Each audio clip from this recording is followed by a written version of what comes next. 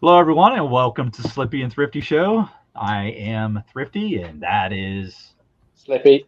and we've got a special guest today. Dave Hi. is our resident guest today. We haven't had Singing Toad on before, but he's been on RJ's Lives. Hopefully, you guys are familiar. He's our favorite Canadian, Thank you. and so we want to welcome Dave to the Slippy and Thrifty Show. One of the first things we're going to talk about today, though, is this naming conventions on knives that anybody who's been following my channel for any length of time knows that I always run into these naming convention problems, especially with Smoky Mountain Knife Works. And we've got a doozy today. We've got this one for a new knife that they haven't even gotten in stock yet. But this is a copperhead. This Arctic Fox series looks pretty interesting. It's got the white micarta and this fox shield on it. Interested in this series, and I definitely probably will pick up this particular knife. But this is a copperhead, and they're calling this a sow belly moose. I mean, it couldn't be any further away, really, from a copperhead.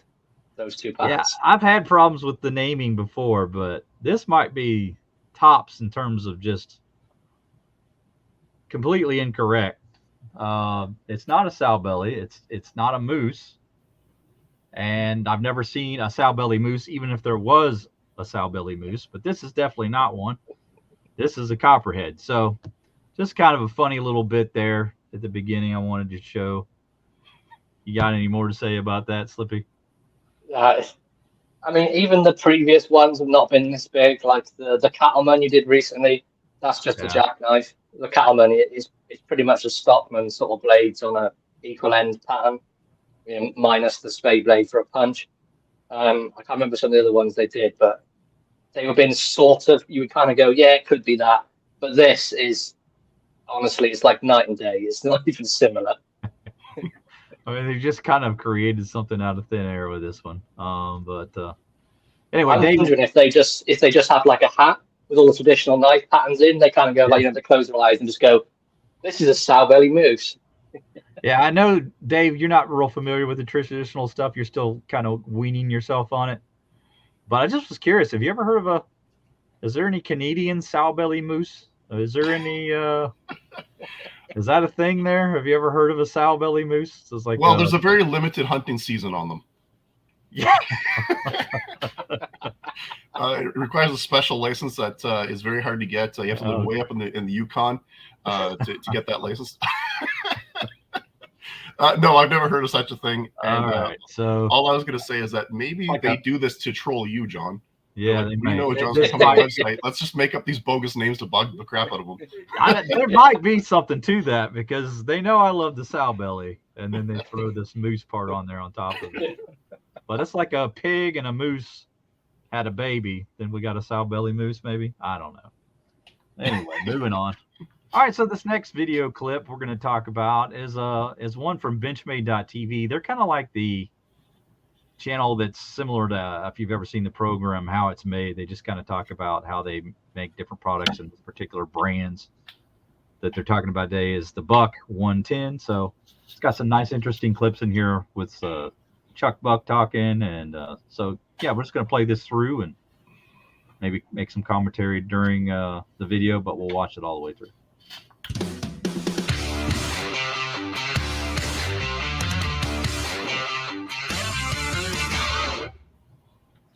With heat-treated steel and a reliable lock, this knife can handle anything. You need a good solid knife, because when it comes time to perform, that knife's got to deliver. In 1954, you got one of these, Dave? Buck revolutionized the knife industry with the folding lock blade.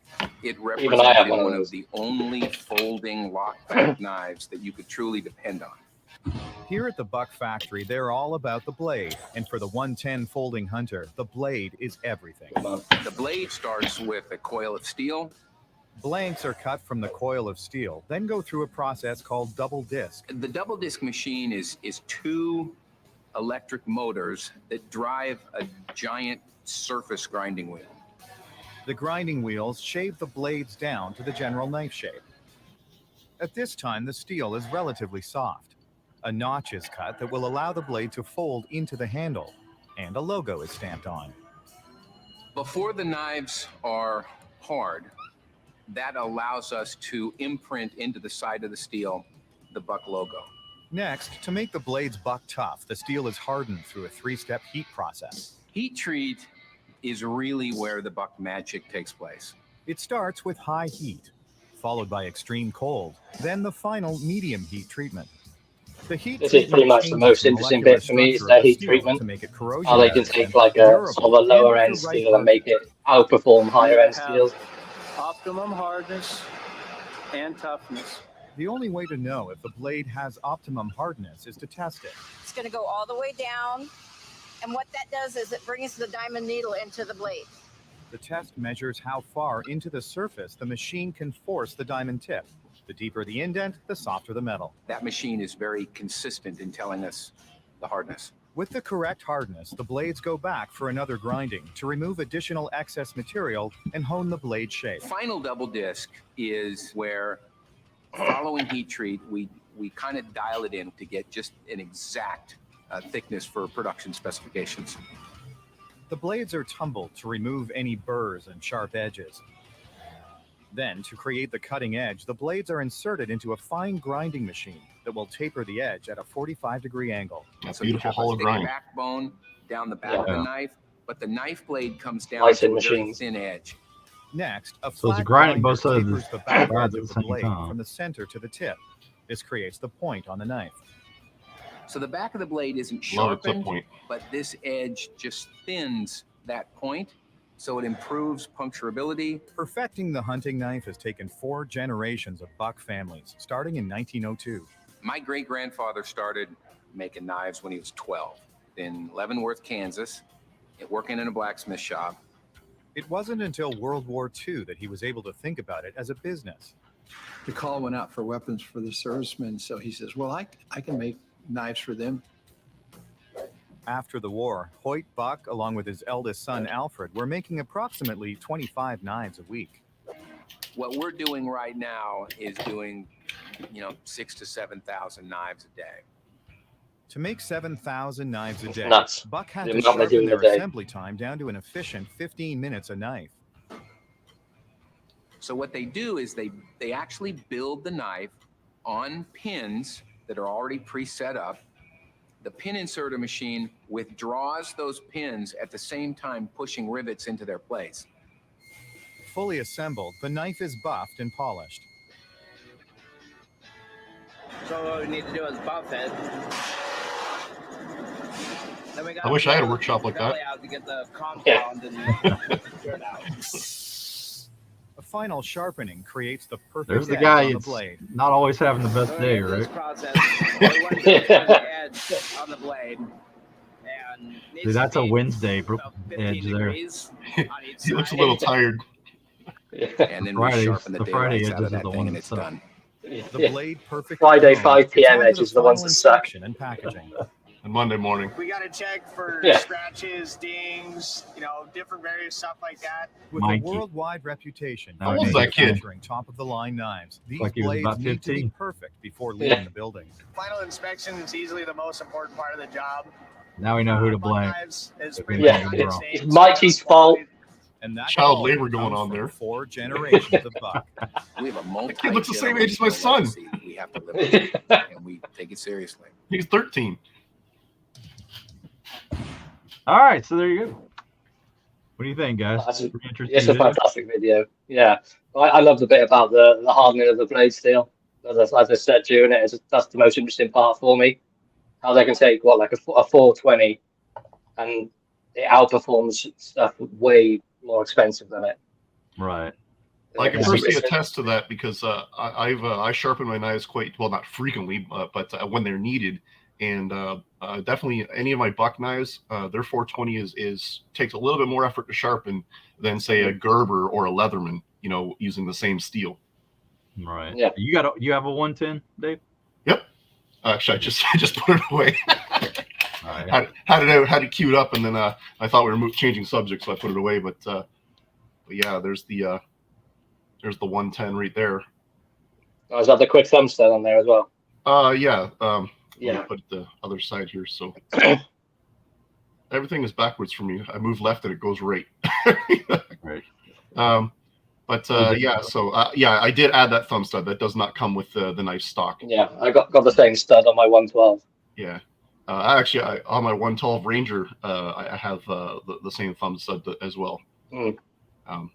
But yeah, it's a dandy knife, and you know, whether you carry it in your pocket or you carry it in the belt pouch, either one works. Yeah, that's what makes the Buck special. They've got the heat treat figured out, and they do a great job with it. They know exactly what they're doing with it. When someone says Buck knives, to me, I just think about the heat treat straight away. Doesn't matter what knife it is, you just know they've done a great job on the heat treat anyway. Yeah, if I could add one thing, I just sharpened this knife. This is the 119 Pro series, and it's an S35, and this was a bear to sharpen. This took me longer than I thought it would, because the heat treat on this, it's very hard. I don't know what the Rockwell is, but I'm glad I was using diamond stones. It would have taken me all day to sharpen this with my standard silicon carbide stones. Yeah, so it's I just found that to be a pretty interesting video. I was thinking that was Chuck Buck talking the most, but he just had a real brief moment in there, but it was CJ Buck that was talking the most. So let me correct that.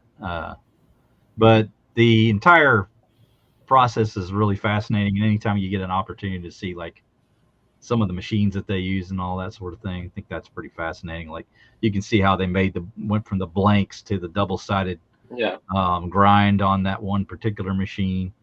And I don't know if you saw, but like on the wheel that the guy was removing out of there, it looked like he had some kind of a magnetic tool or something where he pulled them out.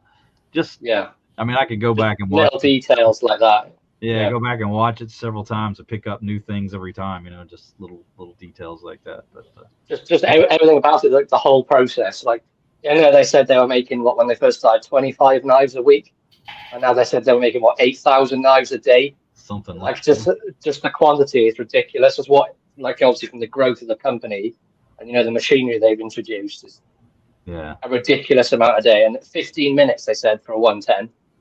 15 minutes to create a 110 from nothing. Right. It's amazing. Absolutely. But it's a fascinating video. I really enjoyed that. So I encourage anybody to go over and check that one out. That's a Buck fan. Definitely. Anything else, Dave? I could just picture Tom drooling over this. Yeah, I wonder if Tom has seen this video. You may have. All right, so this next video, guys, we're going to look at practical knife reviews. He's going to kind of walk us through how he centers a traditional slip joint knife. It's going to be taking a look at a Camillus knife. And anyway, just talk as much as you like through this, guys. It's just welcome back to Practical Knife Reviews. This is another bonus kind of how-to video. A bonus. And this is something that we tried in one of the previous videos that didn't work, and I have a suspicion of why. So what are we going to be doing? We're going to be looking at how to center a blade on a traditional slip joint knife. Something that I've done several times before with success. But the last time I tried it was with you might have seen the video on our channel. We tried it with a hawkbill knife with a lock, and the lock is pushing so hard on the side of the blade, and I'm pretty sure that that's the reason why it's not centering, despite me trying to center it. And so we're going to try it with this one. Hopefully I'll get it on camera this time, and I don't do something stupid like break the knife, which I have done once before when doing this technique. Although I've had tons and tons of confidence, fellas. I gotta hurry up. Can't wait to try this knife. This is a vintage Camillus teal. At least being honest, I'll give them that. You can see Camillus, New York. Yeah, I can see Camillus. We've got our spear point blade there, screwdriver there. Yeah, love this knife. We'll be doing a review on it in the future. If I don't break it. It's in great condition as well. You can see the screwdriver centered well, but the blade is way off center, almost pressing against the liner. In fact, I think it is pressing against the liner a little bit. Yeah, it's pretty rough. So we're going to try to recenter this blade. How are we going to do this? This is the how-to part of this video. Let me move this hammer out of the way so you don't get the wrong idea. Let's get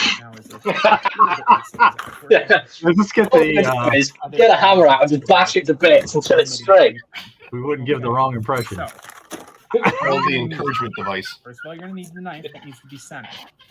Second of all, you're going to need a hammer, but I wouldn't recommend a steel hammer. I would recommend something more forgiving, like a rubber mallet, or this is a. What's this guy trying to feed us that spoon? Mallet.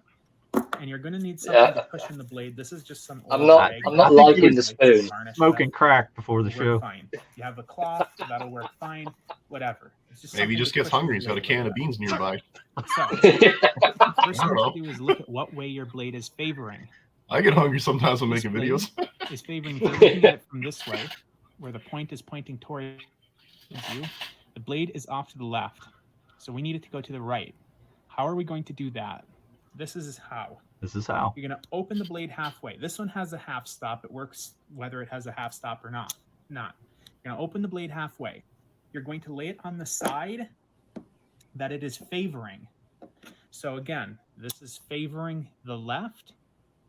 We're going to open it and lay it on its left side.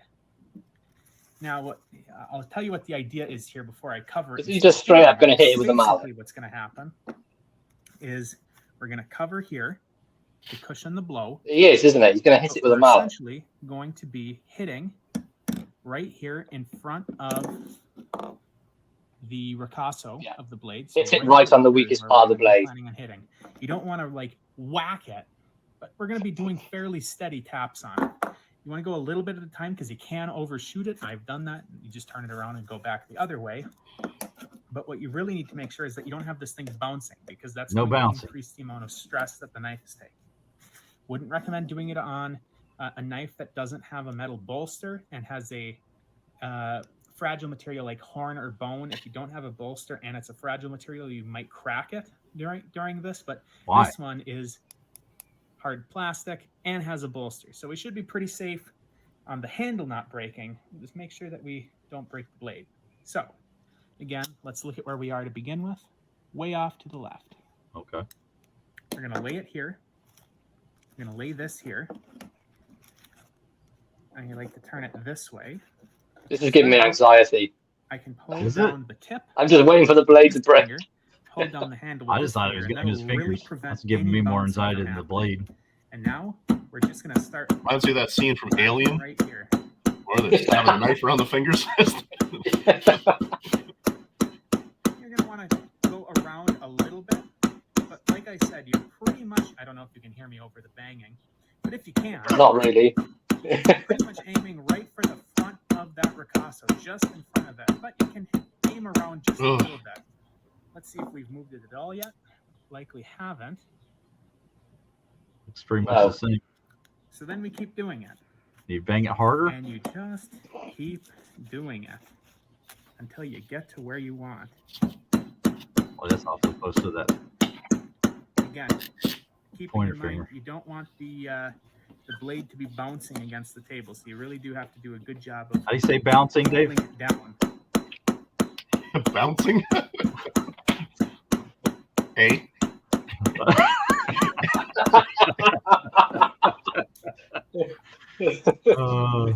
On cue. I'm going to end the video so that this doesn't end up being a 10 or 12 minute long video, and we can do it in. What's that all about anyway? I'll end the video here. Once I get it to where I want it, I'll turn it back on. You just say it like a freaking American. You might as well not say it on. Once in a while, you can try to beat on it while it's open, but I don't do that. Recommend that.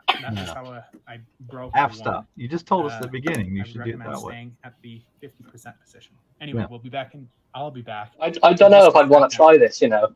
Hopefully, I still have an intact knife at that point. Talk more about it. Update. You can see it's coming off. It's coming out just slightly. I see it moving. But still got a lot to barely moved. So I just know if I tried it, I'd be hitting myself in the hand constantly, and I wouldn't even hit the blade. I really had to beat on the sucker, but you can see I've got it centered now. That is pretty much right where I want it. But so many things I'd like to say, but I'm just not. So this had already a little bit of blade wobble when I started. It's a blade wobble. Look at the wobble on that. It's 90 degrees every direction. Drop the F-bomb. I gotta edit out. Right, not the anvil. I'm drawing a blank. It doesn't matter. Let's see if I'm on the camera. Okay. You just got to get it so that the front bolster is on the metal. Let's see. And you're just going to give it a good. You're fired. couple whacks. The pin is right here. You can't see it, but I can actually feel it. The pin is right there. And I'm just giving it a couple taps to reseat it. This guy in the pounding. All right, he's tightening it up, so it's not going to have any blade wobble now. Do you feel better? I feel better now. There's no 90 degrees in every direction. And now, no wobble at all. At all. There it is. I can see it over there. So the pull is still fine, and the centering is still good. So that's how you. It looked like he cheated there. Let's do a good. Replay. Watch his hand holding on He's holding the blade across. Even less He than pulls it it was at the back. start. Watch carefully. The pull is still fine, and the centering is still Yep. good. He pulled it back. He's a cheat. He's That's a how you, cheater. All right, guys. What do you think? I don't know if I do that. No, it would probably work, but then the way he's gone about it, he's gone, yeah, cool, I've now sent her the blade, but then he also created 8 tons of blade play while he was doing it, and had to fix that again afterwards.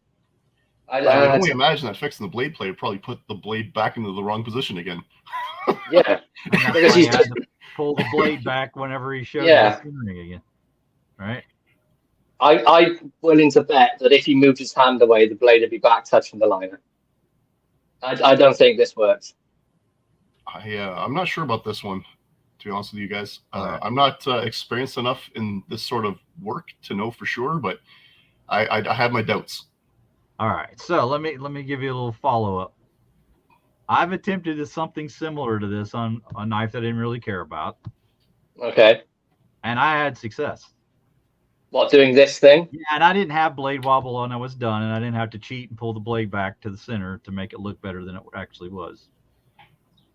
What knife did you do it on? What was it? I've forgotten now, but it was a Rough Rider. But it worked. Yeah. But the thing that's important, because I tried it in different settings, if you have any kind of bounce, like I tried it on a wood table, no go, wouldn't work. Took it outside, put it on the patio, concrete, put like a microfiber cloth down, and then I didn't worry about having a cloth on top of the blade or anything like that. I have a rubber mallet. This guy right here. Jesus. I actually have one of those too. I gave it a nice whack or two, and it did the job. So I think it doesn't work. I just think his execution was fairly poor. Yeah, I think his multiple smaller hits have caused the blade play. I think if he'd just given it 1 or 2 big thwacks, it might have been all right. but the constant banging and hitting it just made the blade was like this when he was finished. Yeah, it was pretty wobbly. I almost wonder if it would have been better to clamp it in a vise and just gently bend on it. Right. That too. Or if he wanted to go a little bit more better than that, maybe try using a blowtorch. I mean, he would have to reheat treat the knife because that might take the temperament out, but you'd be able to bend it if you soften the steel up and just reheat treated it. But I doubt he's got the ability to do that sort of stuff. Right.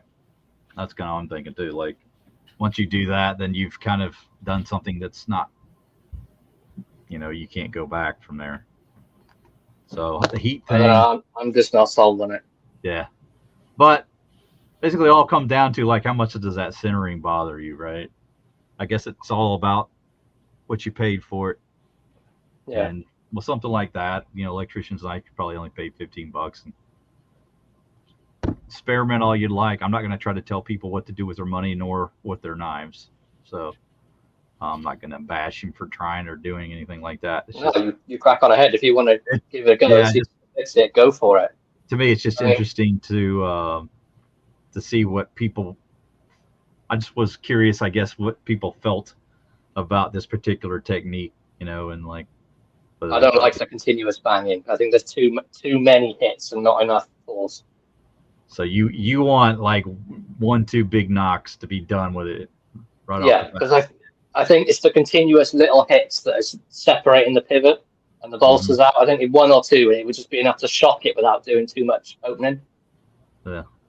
And Toad, where are you at with it? Not at all. I would try to gently bend it in a vise, just gently though, because depending on the hardness of the steel and whatnot, it could break. So you have to kind of feel it out. But I wouldn't apply heat personally because I don't have the ability to heat treat knives. So and correct me if I'm wrong, but aren't the carbon blades a little more brittle? They're more brittle than say a stainless. Yeah. So, yeah. Bending might not be a good idea then. Yeah. So I don't know. Even hammering's probably not that good of an idea, to tell you the truth. You know. Yeah. Anyway. Like, the centering's not like a massive deal for me. Like I've recently just got the Queen Saw Cut Bone Doctor's knife to sort of fill the collection because I want to get the whole series. And that center on that is awful, but I'm never going to use it. It's just there to say I've got the set. So things like that don't really bother me. But I guess if it's one it's going to be like a pride of your collection or whatever, yeah, centering would kind of bug me a little bit. But I don't think enough to start whacking it with a hammer. Blade centering only matters when it's like scuffing against the side and it's like damaging the blade and like it won't fold shut properly, you know. If it's that bad, then that's something where you might want to fix it or send it back if it's brand new and you've got a return policy or warranty on it or what have you. Yeah, that was my thinking. Go back to the if price there's a way, if there's a way to return it, that's your first option. Try to get a better example. 100%. Yeah. So. But like this, obviously, it's an older knife. They're not sort of that readily available. You can't sort of send that back and get a new one from Camillus, can you? Yeah, so, but at the same time, it's like there's 3,000 of those on eBay at any given time. So it's not like he's gonna miss it if it does happen to snap or something. But anyway, thought that was an interesting video. Hope you guys it definitely was enjoyed that presentation there.